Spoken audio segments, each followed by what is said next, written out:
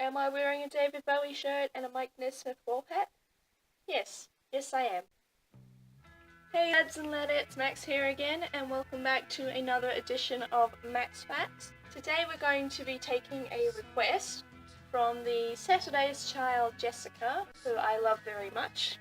She is awesome, go check her out. She messaged me saying that she would like to see a Max Facts video all about her favourite monkey, Michael Nesmith.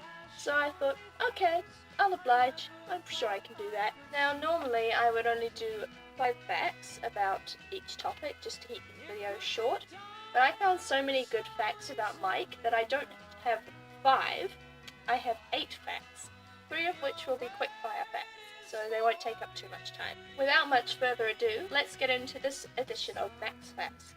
5 facts, and 3 quickfire facts, about Michael Nesmith.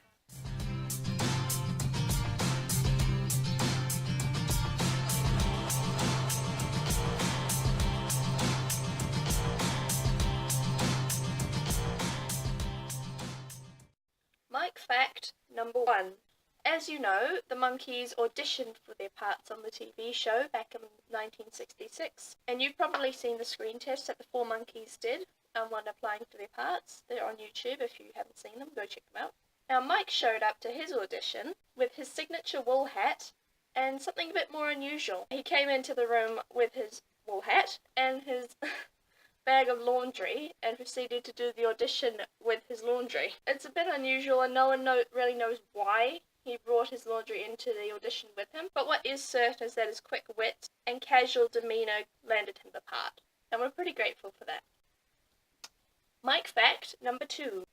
Do you know about this quite obscure band from the 1960s called the Beatles? Do you know them? And you will know that they did a couple of probably the world's first music videos. If you have seen the one for one of them lesser known songs, I guess, A Day in My Life, and you paused the promotional video around the 2:26 mark, you may see a familiar face in the crowd among the other British musical royalty.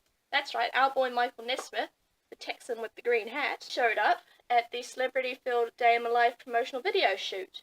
So if you go watch the promotional video on YouTube and stop around the 2:26 mark, then you might be able to see our beloved little Texan.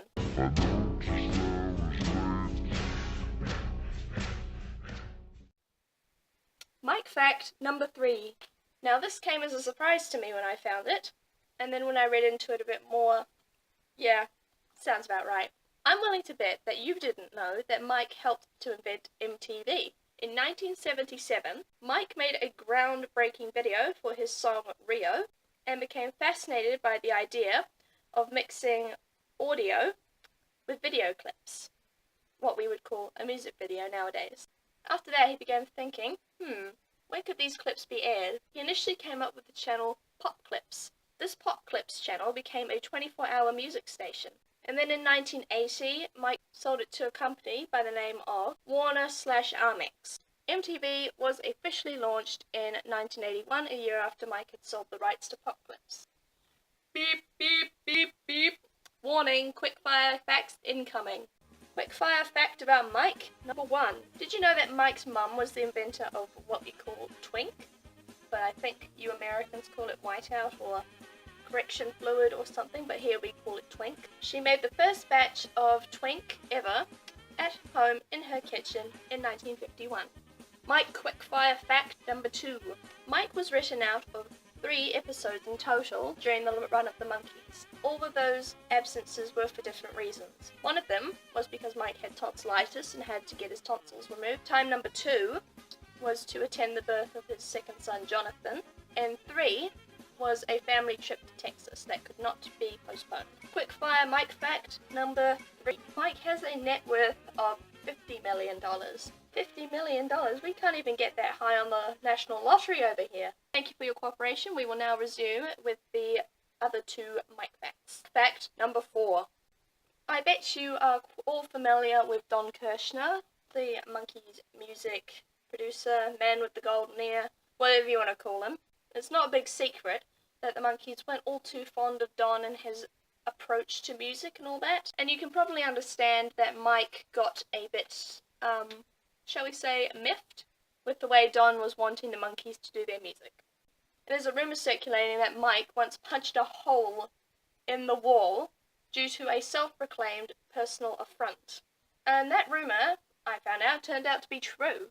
All that we know is that there was a disagreement between Mike and Mr. Kirshner for unknown reasons. Mike was so infuriated by what happened, by whatever happened, that he busted a hole in the wall near Don Kirshner's head, and being the total bamf that he is, he said, "That should have been your face."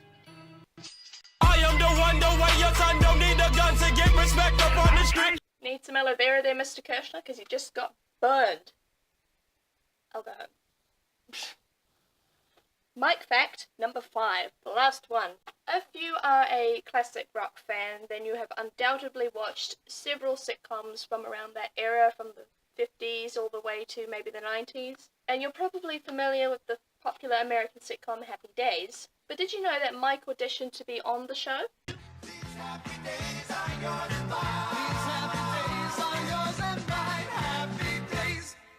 Auditioning to play Richie or Potsy or Ralph or any of them. He was auditioning to play the part of Arthur the Fonz Fonzarelli. That cool teddy boy in the leather jacket and the greasy hair. Seriously guys, can you imagine Mike as Arthur Fonzarelli? Can you seriously imagine Mike, our Michael Nesmith, our Robert Michael Nesmith, walking into a diner in his leather jacket and skinny jeans and going, "Eee!" So Mike auditioned to play Fonzie, but he lost the part to Henry Winkler by inches. Literally inches. Mike was deemed too tall for the part. A little side note, leading on from that, Mickey Dolenz, our Mickey Dolenz, also auditioned for the part of Fonzie, but also lost out because he was too tall for the part. Geez, these TV executives, they must be really tallest or something.